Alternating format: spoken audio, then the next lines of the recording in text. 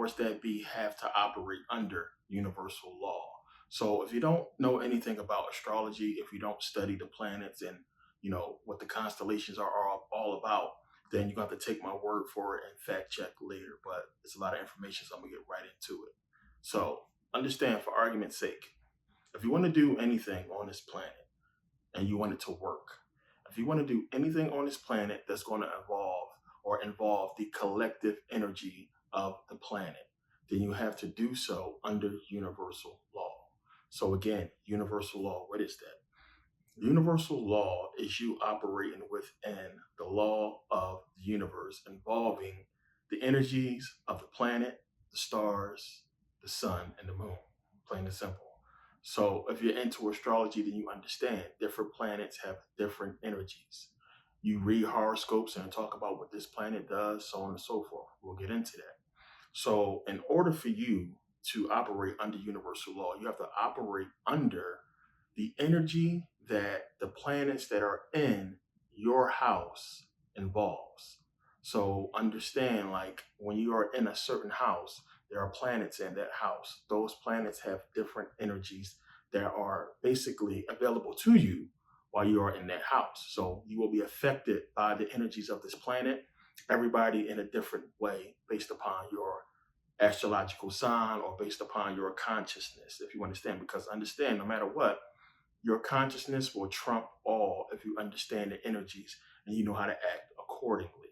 So understand, again, in order for you to do anything involving the collective energy of this planet and having any type of success in what you are trying to do, you can only operate within universal law using the energies that is provided to you during a certain time or age involving the sun, the moon, the stars, well, the constellations, and the different planets. Okay, so understand that. So I want you to think about, the ancients, the ancestors, and how when we go back and look, we find so many different, carvings of the stars. We find stuff about the planets. They worship the sun, the moon, different constellations. The Bible talks about the heavens being in space.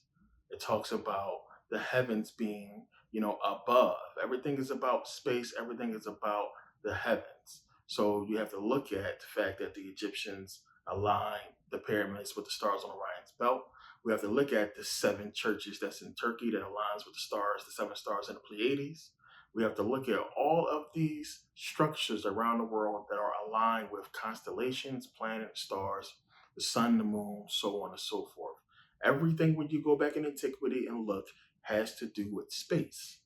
Plain and simple. There's no way around that. When you look at ancient Egypt, when you look at the Greek mythology, the Greek culture, remember, we're talking about Saturn. We're talking about all the moons of Saturn being Greek gods, and everything is involving the planet. The whole story about Zeus and Jupiter, everything is involving planets.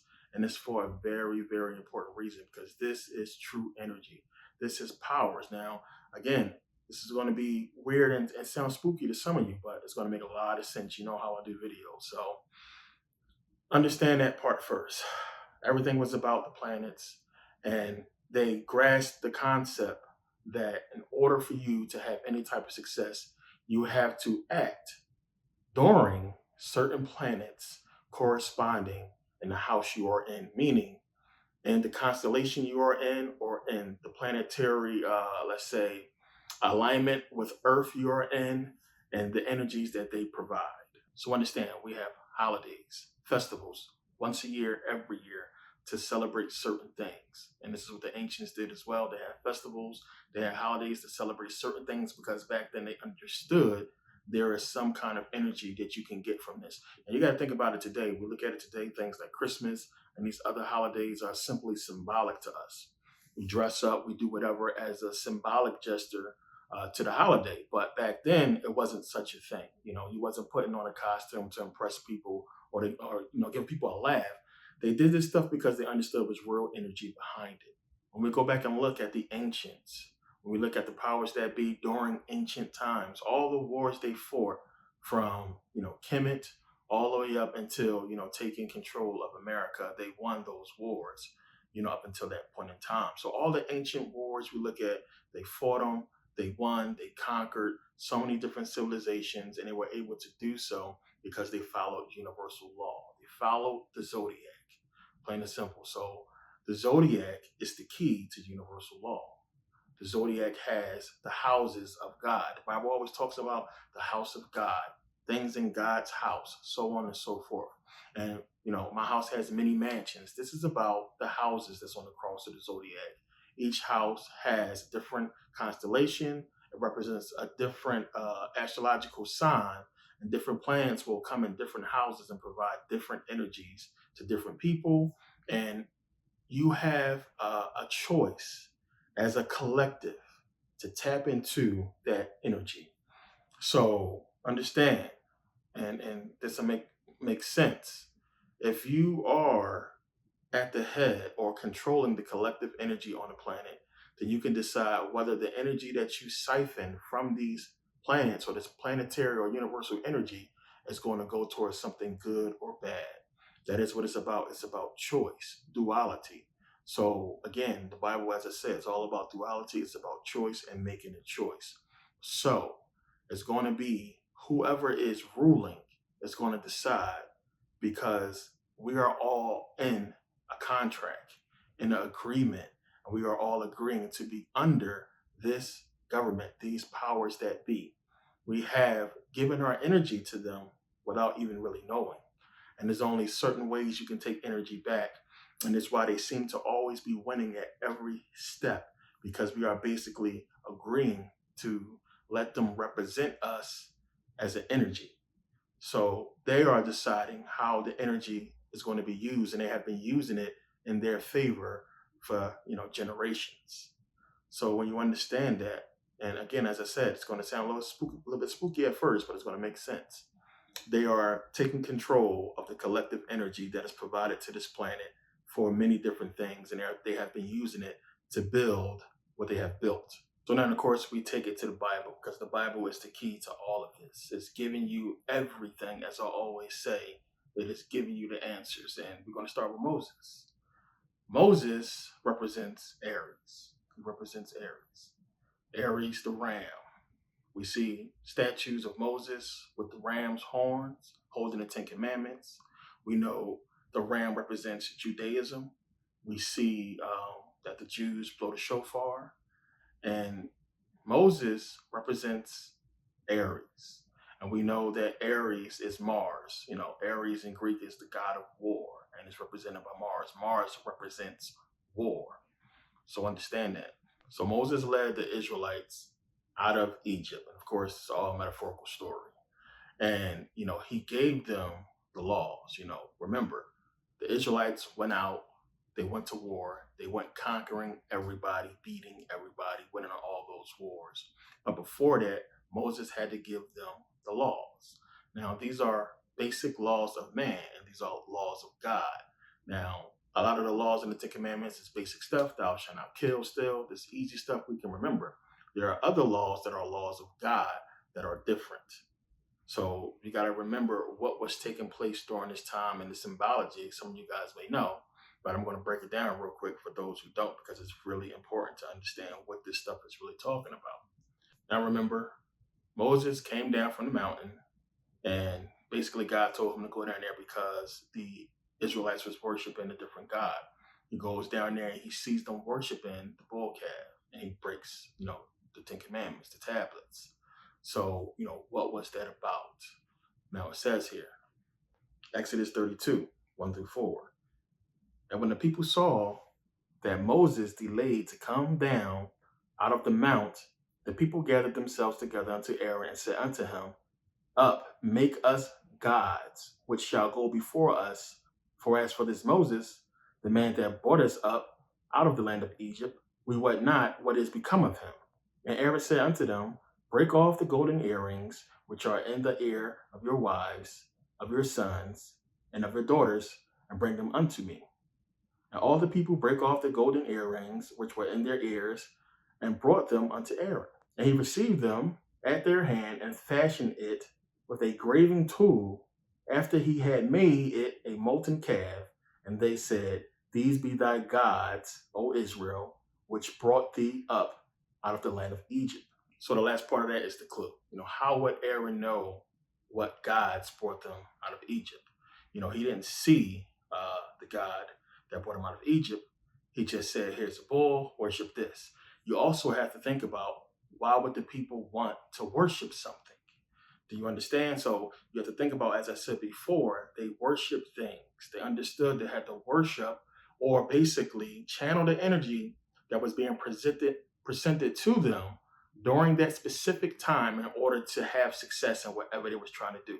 So you had these people that's coming out of Egypt, or these people that's wandering, basically, trying to start a civilization, and they understand, unless they call on the energy that's available to them, which would be the God during this time, they are not going to have success in what they are trying to do. So understand what it's trying to say.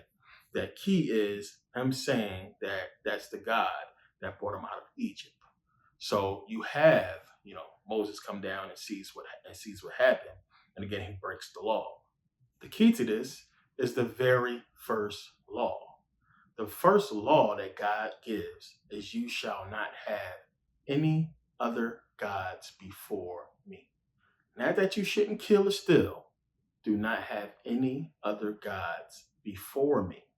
You understand? That is the key. But think about it. How could it be any other gods before God? If this is the one true God, what God is before you? What are you talking about? If it's a God before you, then isn't that God? Isn't that God over you? So why would God give a law that's saying you shouldn't worship any gods before me? So that is the key. So when you understand what's being said, it's talking about, of course, the zodiac. Aaron tells them, this is the God that brought you out of Egypt. And as I said, Moses represents Aries. So you guys understand, one, when they got to Mount Sinai, that represents the coming of the age of Aries. The age that they just left is called the Exodus. They were exiting not just Egypt, but exiting the age of Taurus, the bull. So when Aaron says, this is the God that brought you out of Egypt, he's talking about the bull, Taurus, the bull, a constellation. You understand? So when God, the first commandment he says is, do not worship any gods before me. The God before him would be Taurus. So you got to understand, one, that when we're talking about the zodiac, when we're talking about, which would be the heavens and so on and so forth, the planets, those are gods. They're all gods. We understand this is why in Greek mythology, all the planets was gods. They all had powers and so on and so forth. They are all gods. This is what it's talking about. So you got to think about it. Do not have any gods before me. The reason why this is the most important and number one commandment is because you will not have any power worshiping any God before the God that's in the house that you are in. Understand? So they are now in the house of Aries. The planets that are in Aries during this time, or the constellations that are in Aries, or stars and so on and so forth that are in Aries or in that house at that time, is the power they can draw from. They could draw energy only from those. If you draw energy from any other planets or anything else before what's there, you will not have any success. So they wanted to make that important for you to understand. So important that God wrote on some tablets, and Moses broke them. I mean, just think about that. It's trying to stress how important it is to not be in worshiping the constellations or the energies that's before you, because that's breaking universal law, or the law of God. So easy to understand when you understand astrology. So you have to think about it. This was Taurus the bull.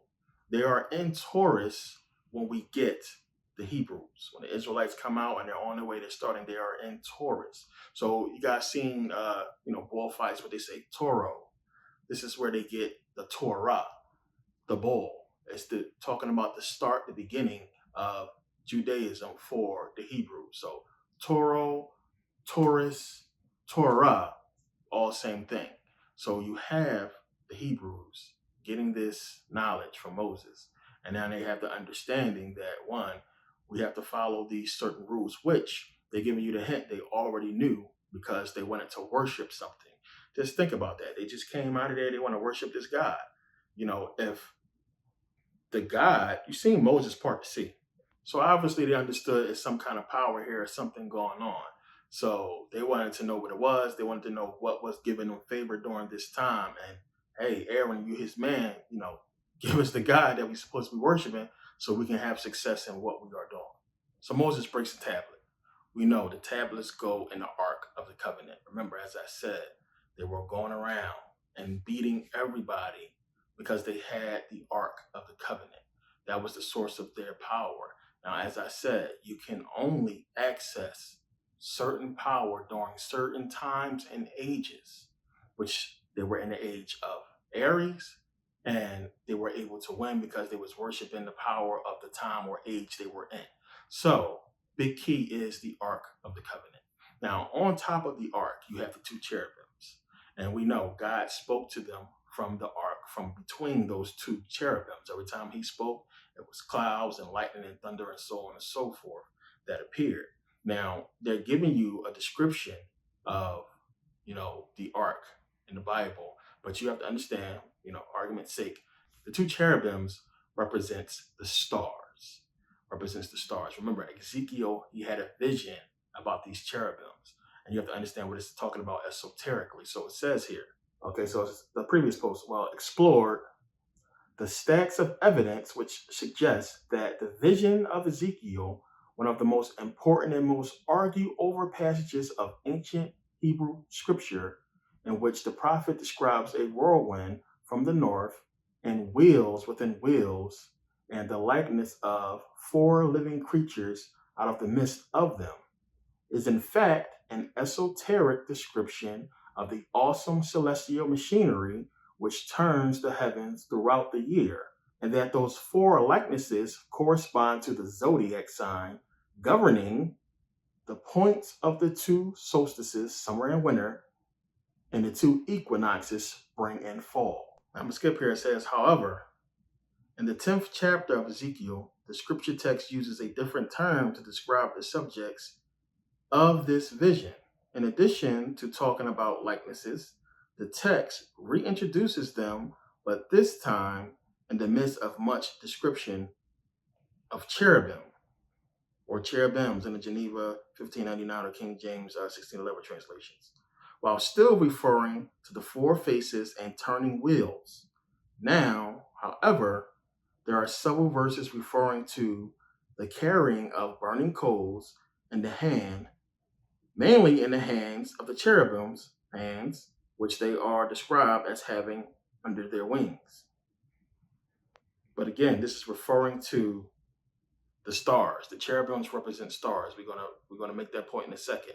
But understand, remember, Genesis 1:14 says, and God said, let there be lights in the firmament. Understand, lights in the firmament of the heaven to divide the day from the night, and let them be for signs and for seasons and for days and years. This is astrology is talking about, clear as day. This is what they are supposed to follow. This is all important. It's leading up to everything. Just, be patient. So now we all know we find the Ark or the real Ark in Kemet. So we find where they stole the design for the Ark of the Covenant in Kemet. But on top of that Ark, we see Anubis. And Anubis is the key. So they're giving you, they specifically made sure they mention the description of the Ark of the Covenant and what's on top, being the cherubims. So when we go to Kemet and we see that Ark, but we don't see cherubims on top, naturally Anubis is the key. So now Anubis is the dog star. Anubis represents the dog star. He represents Canis Major, Canis Minor.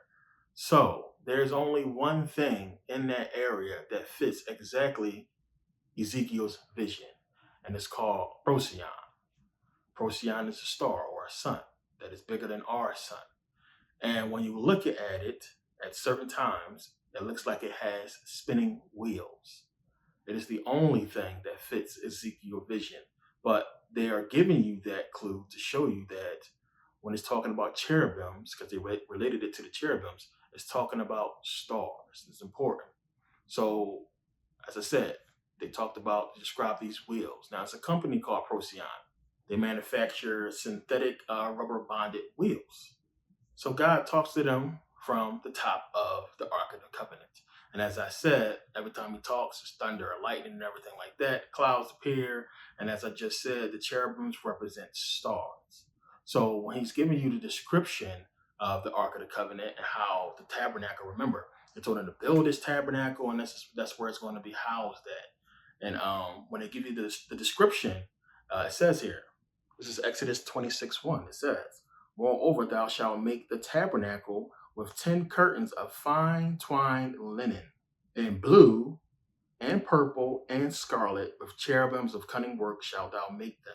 Now understand, when you see the pictures, these depictions of the tabernacle, and look at the sky, those are the colors. Those colors, the purple, the scarlet, the blue, the colors that it talks about represents the colors of space, the colors of the sky.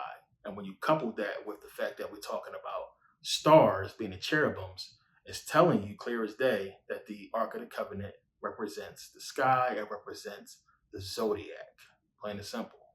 That's what it represents. The reason why they won is because they followed the zodiac, and that's the key it's giving you. So you had the Hebrews walk around, as I said, they won all their battles, they fought, as long as they followed the zodiac, as long as they followed God's commandments, which were in the Ark of the Covenant. And as long as they had the Ark of the Covenant, they won. They won the wars. So here's what you got to think about. You have the Hebrews fighting, winning these wars, right? Let's go back real quick and think. You had the very first commandment, as I said, do not worship any gods before me. Moses broke the tablets when he found them doing that. So they will not get punished. There won't be no repercussions or anything as long as you're following those commandments, right? So it's showing you that it was so important for them not to break the first commandment, right? So, or any commandments, any laws of God. So if Moses was so pissed that they broke a commandment, came down there, they broke a commandment, that he broke the tablets that God wrote on. Think about that. That's trying to really emphasize how important it is not to break that one, but don't break any laws of God. So they were winning because they wasn't breaking any laws. So think about it. They're going around, they're winning all these wars, right? What are the other commandments that's on the tablet? Don't kill, don't steal. If you follow my Bible series, you understand exactly what they were doing. They were going out with the Ark of the Covenant, breaking every single law on the Ark except for the first law. Remember, they had the Ark, they was going into civilizations, they was killing those people, murdering kids, and taking everything they had and dividing it up amongst each other. So they were breaking God's commandments. But why didn't they get punished? Because they were doing it under universal law. Plain and simple. They were doing it while carrying the Ark of the Covenant, which the Ark of the Covenant represents the zodiac, which represents the power they were under during that time. And you can use that power to do good or evil as long as you do so under that power, which is under universal law. How is it they killing and murdering kids? You see how it makes sense now? Because they were under universal law. I told you guys before, there's universal law and there's man's law. A lion can go out and kill a baby buffalo right in front of his mom. It's not going to be no police that's going to come and arrest that lion. That's nature, we say. But that's universal law. They're going out and killing and murdering. And we saying they're doing so in the name of God. They're doing so because God said they could do so. God is the zodiac. God is universal law. And all things are possible under universal law as long as you abide by those laws. So because they had the zodiac or the Ark of the Covenant, they were able to go out and do what they were doing and conquer and win those wars because they were following universal law. Remember, every time they got punished, every time they got conquered or killed, what did they do? It was because they was worshiping other gods. Every time. It wasn't because they was killing. It wasn't because they were stealing. It was because they were worshiping other gods. Whenever God came down there or sent somebody, to conquer them or what have you, it's because they were worshiping other gods, breaking that first commandment, which is using things outside of your power, the energy that's provided for you, worshiping other gods. So think about it. All the other people that they was going out and killing in the Bible was because what? They was worshiping other gods. And they were able to beat them because they wasn't using the power that was available to them during that time, because either they didn't have the knowledge of it, or because they was worshiping the wrong energy at the wrong time, or tapping into the wrong energy at the wrong time for whatever reason. But it's giving you that understanding that that is what it was. You got to go back and think about why people would want to worship something just out of the blue. Like, we need to worship something now. Give us something. And we're trying to start a civilization here. We need to understand what power is available to us. Who's the God that's available? Who's the God that's here? Who's the God that's in our house that we can draw this energy from?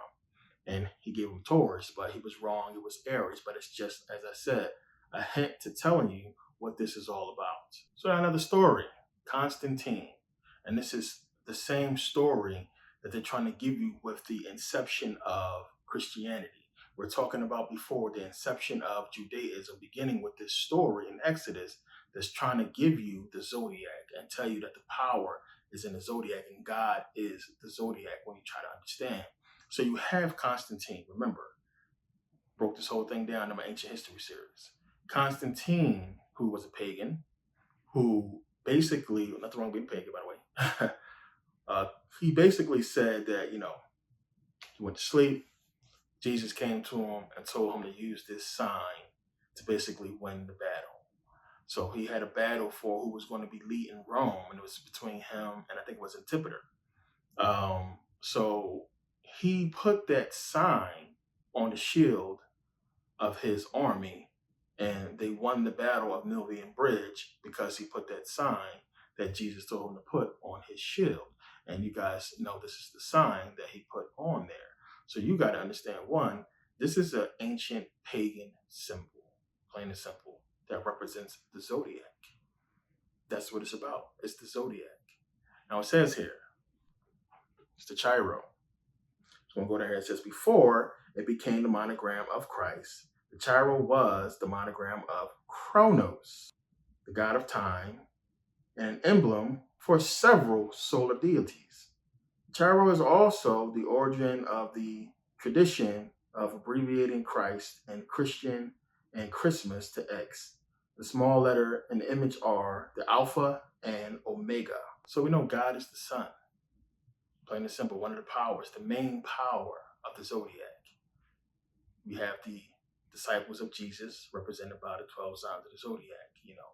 Power is talking about all of this astrology, as they've been saying to us for a long time. But a lot of people understood, but we didn't see, or we didn't know that these things correspond to real, actual things and events, as I'm going to get into. And that, this is real stuff right here. And when you understand how they correspond with major events and things that happen in our history, you'll understand. But it's talking about, the zodiac. And it's giving you so many different clues in the Bible that God is the zodiac, that God is the sun, and so on and so forth, and that the power is in that zodiac. So we look here. This is Psalms 19, 5 through 11. It bursts forth like a radiant bridegroom after his wedding. It rejoices like a great athlete eager to run the race. The sun rises at one end of the heavens and follows its course to the other end. Nothing can hide from its heat. The instructions of the Lord are perfect, reviving the soul. The decrees of the Lord are trustworthy, making wise the simple. The commandments of the Lord are right, bringing joy to the heart.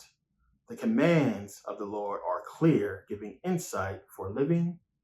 Reverence for the Lord is pure, lasting forever. The laws of the Lord are true. Each one is fair. They are more desirable than gold, even the finest gold. They are sweeter than honey, even honey dripping from the comb. They are a warning to your servant, a great reward for those who obey them. Job 38, 31 to 32, it says, can't thou bind? And this is when he's talking to Job, basically cussing him out, saying, can you do this? So it says, can't thou bind the sweet influences of Pleiades? That's a star system. Or loose the bands of Orion, a star system. Canst thou bring forth Mazzaroth in his season? And Mazzaroth is the zodiac. Or canst thou guide Arcturus with his sons? Which Arcturus is this. If you go to the ESV version, it says Mazzaroth, and it says, in their seasons, or can you guide the bear with its children? What is it talking about? It's talking about Ursa Major and Ursa Minor, which are the bear constellations. Plain and simple.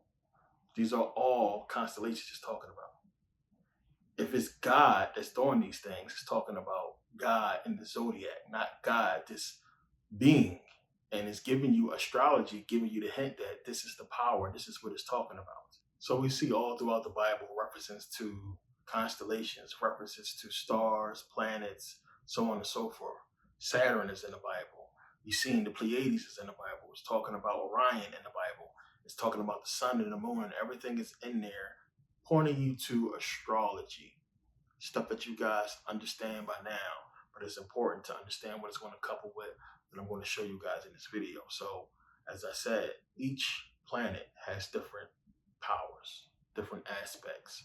And you guys who read horoscopes and stuff like that understand that it's giving you a lot of times what your day is going to be like based upon those planets and the power that it's putting out, the energy that it represents. And there's so many other things that come into play: degrees, position, so on and so forth, the sun, the direction that it's in. There's a lot of stuff that comes into play. It's not easy to just read it based upon what somebody wrote, online. There's a lot of other things that come into play that will determine how those energies will affect you. And if you understand this stuff and you know what energy is out there for you to tap into and how your day, year, whatever you're trying to do is going to go based upon those things. So I want to give you, as you can see floating through the screen here, the different planets and what they represent, but I want to trigger on a few of them that I'm going to read real quick that is very important that we all need to understand. And that is Mars, Jupiter, Saturn, Uranus, and Pluto. These planets are very important. Start with Mars. So it's a planet of action, sexual drive, aggression, raw energy, losing your shit on the next person who triggers you. Naturally rules Aries, as we know. So, wild and fiery, Mars, named after the god of war, is determined, driven, and full of raw, unbridled, animalistic energy. Mars represents how we might fight and assert ourselves, explains McGarry to Bustle. The so-called red planet certainly lives up to its name with its red hot intensity and passion. And you may have heard men are from Mars, women are from Venus, right? Well, we actually all have a nice balance of both. So while sexy romance is Venus territory, Mars rules over our more animalistic sexual drive and desire. Venus is the butterflies in our stomach and emotions, while Mars is the primal physical instinct. Jupiter, planet of good luck, abundance, optimism, expansiveness. That's important. Everything coming up roses and then some. Naturally rules Sagittarius. Love us some Jupiter, as the saying goes. The bigger the hair, the closer to God. And in this case, the bigger the planet, the closer to sweet, sweet harmony. Jupiter is considered especially auspicious, bringing growth, positivity, opportunity, and good vibes along with its massive presence. Jupiter, the greater benefic, represents luck, growth, travel, philosophy, education, teaching, and expansion. Stardust tells Bustle this big boy is a spreader of positive and good cheer, so embrace Jupiter's peachy vibes whenever possible. Saturn, Capricorn, its function, discipline, and commitment. Saturn is the solar system's taskmaster, known for sending major challenges your way, but for your own good, of course. Your Saturn return is to blame for your quarter life crisis. And we know Saturn's supposed to be Satan. He blames Satan for everything. But whenever you're feeling particularly put out by a hard situation, it's usually Saturn's doing, forcing you to work through the tough stuff to become a better person. Uranus, planet of originality, awakening, progressiveness, revelations, letting your freak flag fly while marching to the beat of your own drum. Naturally rules Aquarius. That be me. Expect the unexpected with Uranus, as this planet is all about shaking up the norms. Remember this. This progressive, forward-thinking, hyper-creative, but also prone to abrupt shift and changes, Uranus is considered the Great Awakener, as it shakes up the world through revolutions, technological and innovative on a global level. Stardust tells Bustle Uranus doesn't care about tradition for the sake of nostalgia. It cares about being innovative, fresh, and unique. In fact, this planet is sometimes likened to a lightning bolt, giving the way it shocks us with sudden insights and inspirations. Pluto, planet of transformations, the underworld, the subconscious mind, power, hella deep, intense shit, basically. Naturally rules Scorpio. Pluto may have been robbed of its planethood by scientists back in 2006 for a reason. A harsh move indeed, especially to the planet named after the ruler of the underworld. But in astrology, Pluto is as planet as can be. As McGraw tells Bustle, Pluto encompasses the energy of transformation. Transformation covers a lot of ground. Think the energy of light and darkness, death and rebirth, day and night, endings into beginnings. As Anwell says in the Valley of the Dolls, you've got to climb Mount Everest to reach the Valley of the Dolls. And if the Valley of the Dolls is your inner truth, then yeah, prepare for the exhausting and treacherous but transformative battle that Pluto insists upon, because it's definitely for the ultimate good. So now understand, these planets, as I said, have different energies that they put out. And it's going to make a lot more sense as we go when I really get into how we can show these planets do exactly what they say they do. And it's not no bullshit. So you got to understand, you have different aspects of these planets, and you guys who are into astrology understand about the conjunction and the opposing of planets. So you have planets that are in opposition, you have planets that are in conjunction, and whether a planet is in conjunction or opposition or retrograde and so on and so forth will determine how that power of those planets are basically amplifying that house, or basically, contracting from that house.